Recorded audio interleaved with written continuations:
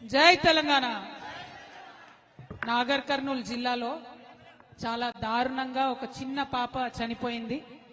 కులం పేరుతోని దూషించి వారిని కొట్టడంతోని ఆ పాప చనిపోయిందని ఆ కుటుంబ సభ్యులంతా బాధపడుతున్నారు.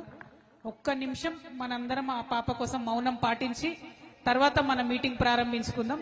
ఒక్క నిమిషం నిలబడి దయచేసి ఆడబిడ్డలంతా నిలబడాలి. 2 నెలల పాప చనిపోయింది. ఇట్లాంటి కుల వివక్ష మన తెలంగాణలో ఉండొద్దు అనేటటువంటి ఉద్దేశంతో మౌనం పాటిద్దాం.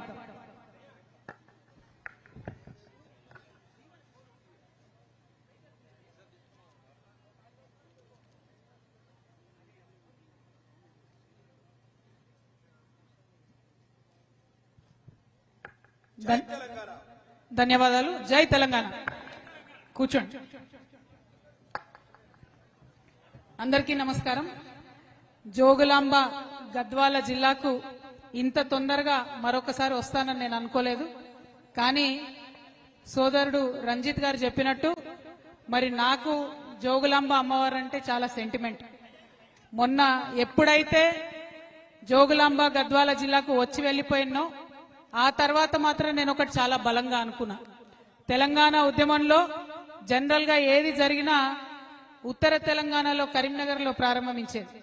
కానీ ఫ్యూచర్ లో తెలంగాణ ప్రజల కోసం రాబోతున్నటువంటి ఒక కొత్త రాజకీయ శక్తికి సంబంధించి ఏ కార్యక్రమం జరిగినా ఈ జోగులాంబ గద్వాల జిల్లా నుంచే ప్రారంభించాలని ఒక ఆలోచన, ఒక సెంటిమెంట్ మాకు అనిపించింది.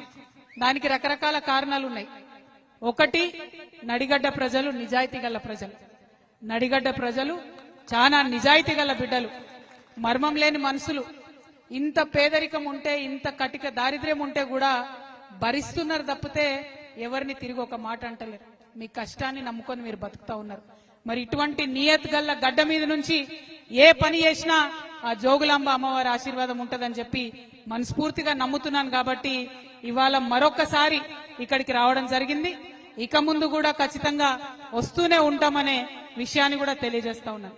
మరి వేదిక మీద ఉన్నటువంటి ఏమైంది, ఒక్క నిమిషం మీరు కొద్దిగా పైకి అనుకోండి. ఏముంది, రావట్లేదా? అదే లాస్ట్. కొంచెం సహకరించుకోండి అన్న ఒకరికొకరు.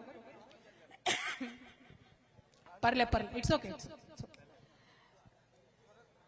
వేదిక మీద ఉన్నటువంటి తెలంగాణ జాగృతి రాష్ట్ర ఉపాధ్యక్షులు కోల శ్రీనివాస్ గారికి, తమ్ముడు శివారెడ్డి గారికి, చిలుక ప్రవీణ్ గారికి, ఇస్మాయిల్ అన్న గారికి, వేముల భవానీ గారికి, కొత్తగా సర్పంచ్ గా గెలిచినటువంటి మరియమ్మ గారికి, వారి హస్బెండ్ కి, అట్లనే మా నారాయణపేట జిల్లా అధ్యక్షుడు మా సోదరుడు గవినొల్ల శ్రీనివాస్ గారికి, మన స్వామి గారికి, సీమల రమేష్ గారికి, సందీప్ గారికి, దండే ఆనంద్ గారికి, తేజ చౌదరి గారికి, మన తెలంగాణ జాగృతి రాష్ట్ర మైనారిటీ ప్రెసిడెంట్ ముస్తఫా గారికి, ఇక్కడ జోగులాంబ గద్వాల్ ప్రెసిడెంట్ గారు సలీం గారికి, అట్లనే మా తమ్ముడు బాలాజీ ఉదయ్ గారికి, శ్యామ్ గారికి, మరి అందరికన్నా ముఖ్యంగా ఈ నడిగడ్డ హక్కుల పోరాట సమితి నుంచి ఈ కార్యక్రమాన్ని ఏర్పాటు చేసినటువంటి బుచ్చిబాబు గారికి, లవన్న గారికి, విజయ్ గారికి, విష్ణు గారికి, బలరాం నాయుడు గారికి, గోవింద్ గారికి, రంగస్వామి గారికి,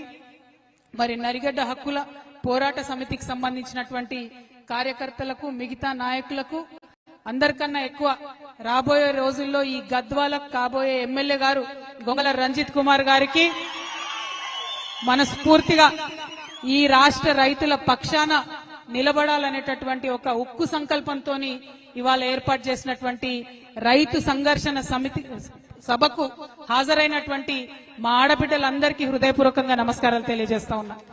మరి మేము బండి దిగి వస్తా ఉంటే ఒగ్గుడోలు విన్యాసాలతోని మమ్మల్ని ఉత్సాహపరుస్తూ ఇక్కడి వరకు తీసుకొచ్చినటువంటి స్వామి వారి బృందం అందరికీ కూడా మనస్ఫూర్తిగా అభినందనలు తెలియజేస్తా ఉన్నా. మీలాంటి కళాకారుల వల్లనే తెలంగాణ ఉద్యమం ఆనాడు ఉవ్వెత్తున ఎగిసిపడింది. మరి ఇప్పుడు జరగబోయేటటువంటి కొత్త సంఘర్షణలో, ఇప్పుడు జరగబోతున్నటువంటి సామాజిక ఉద్యమాల్లో కూడా మీ యొక్క పాత్ర ఉండాలి అని చెప్పి మనస్ఫూర్తిగా నమ్ముతూ విన్యాసం చేసిన మీ అందరికీ ధన్యవాదాలు. మరి మా లంబాడి అక్క చెల్లెళ్ళు చక్కగా డాన్స్ చేపించుకుంటూ తీసుకొచ్చిన అక్కడి నుంచి ఇక్కడి వరకు మీకు ప్రత్యేకంగా అభినందనలు తెలియజేస్తా ఉన్నాను. మరి అదే విధంగా రంజిత్ కుమార్ గారు నాకు మాట చెప్పారు మొన్న, అక్క మీరు ప్రతి జిల్లాకు వెళ్లి అనేక అంశాల మీద సభలు పెడతామంటున్నారు కదా, రైతులకు సంబంధించి సభ మాత్రం మా గద్వాల్లోనే పెట్టాలి అని అడిగింది. అంటే నేను ఒకటే ఒక ప్రశ్న అడిగిన, రైతు అంటే కేవలం మగవాళ్ళేనా రంజిత్ అని అడిగిన. లేదక్క, రైతు అంటే పొలంలో ఖచ్చితంగా ఆడవాళ్ళు పనిచేయండి, పొలం వెళ్ళదు, ఆడవాళ్ళు కష్టపడింది ఏ పంట కూడా చేతికి రాదు. ముఖ్యంగా మా సీడ్ పత్తి అయితే మా ఆడబిడ్డలు ఒక్కొక్క చిన్న పత్తి పువ్వు ఏరుతా ఉంటే ఆ పత్తి పువ్వు కింద పడిపోతే పసి బిడ్డను పసి పాపను పట్టుకున్నట్టుగా ఆ పత్తి మొగ్గను పట్టుకొని నోటితో ఊదుకుంటూ మన ఒళ్ళో ఉండే బట్టను కట్టుకొని కాపాడుకొని ఆ పత్తిని తీసుకుపోయి అవసరమైతే పత్తిని ఇంట్లో పెట్టి కుటుంబం అంతా బయట వండుకొని కష్టాన్ని కోర్చి మరి పంటను తీసేటటువంటి కష్టపడే ఆడబిడ్డలు ఉంటారక్క మా దగ్గర అన్నాడు. అంటే నేను ఒకటే మాట చెప్పిన, నువ్వు మహిళా రైతులను పిలుస్తా అంటేనే వస్తా తమ్ముడు, నేను లేకపోతే మాత్రం రానని చెప్పిన. మాట ఇచ్చిండు, మహిళల్ని పిలుస్తా అక్క అని చెప్పిండు. మరి ఇంత పెద్ద ఎత్తున వచ్చినటువంటి మా మహిళా రైతులకు, వారందరికీ జాగా ఇచ్చి పక్కకు కూర్చున్న మా రైతన్నలందరికీ కూడా ప్రత్యేకించి ధన్యవాదాలు తెలియజేస్తా ఉన్నా. ఎందుకోసం మహిళా రైతులు రావాలన్నా అంటే నిజంగా మనం పడే కష్టం, ఒక పక్క ఇంటి పని చూసుకోవాలి, ఇంకొక పక్క పొలం పని చూసుకోవాలి, ఇవన్నీ చూసుకుంటూ ఇబ్బందులు పడుకుంటూ ఇంటిని నడుపుతా ఉన్నాం. మరి అంత కష్టపడి మీరు సీడ్ పత్తి పండిస్తే దేశంలో అన్ని దగ్గరలకు మన గద్వాల సీడే పోతుంది. మన జోగులాంబ గద్వాల జిల్లాలో ఉన్న సీడే అంతటా కూడా పత్తి రైతులు వాడతారు. కానీ ఇక్కడ మాత్రం నిమిషానికి మిమ్మల్ని వేధిస్తా ఉన్నారు. నిమిషానికి ఎవరైతే ఈ కంపెనీలు ఉంటాయో, వాళ్ళ యాజమాన్యాలు ఉంటారో, వాళ్ళకి సంబంధించినటువంటి మధ్యలో ఉండే దళారులు ఉంటారో, మీ కష్టాన్నంతా కూడా వాళ్ళ దగ్గర పెట్టుకుంటున్నారు. పోయినసారి జనం బాటకు వచ్చినప్పుడు ఒక్కొక్కరిని పలకరించి చూసినాం. మా పొలం కుదవబెట్టుకున్న మా దళారుల దగ్గర డబ్బులు వచ్చేంత వరకు కూడా పొలం రాదు. అట్లా పొలం ఎకరాలు కోల్పోయినటువంటి రైతులు అనేక మంది ఉన్నారు. మరి వాళ్ళందరూ కూడా కలెక్టర్ గారి సమక్షంలో మాట ఇచ్చి 2 నెలలైంది, ఇంతవరకు కూడా బకాయిలు ఇస్తలేరు. ఇప్పుడు ఎగబెట్టేటటువంటి ప్రయత్నం చేస్తా ఉన్నారు. కాబట్టి గద్వాల ఖచ్చితంగా రావాల్సిందే. వచ్చి ఇక్కడి నుంచి నేను ప్రభుత్వానికి హెచ్చరిక చేస్తా ఉన్నా, కరెక్ట్ వారం రోజుల టైంలో ఏదైతే మా సీడ్ పత్తి రైతులకు బకాయి ఉందో ఎటువంటి కొర్రీలు లేకుండా అవి మీరు విడుదల చేయాల్సిందే. మీరు గనక అవి విడుదల చేయకపోతే అవసరం అంటే తెలంగాణ వ్యాప్తంగా ఉన్నటువంటి వాళ్ళందరం కూడా ఇదే గద్వాలకు వస్తాం, ఇక్కడే కూర్చుంటాం, దీక్షకు దిగుతాం. బిడ్డ జాగ్రత్త. మరి ఎవరైనా సరే, ఏ రాజ్యమైనా సరే 2 అన్నలకు భయపడుతుంది. ఒకటి అడవిలో ఉండే అన్నకు, ఇంకోటి రైతన్నకు.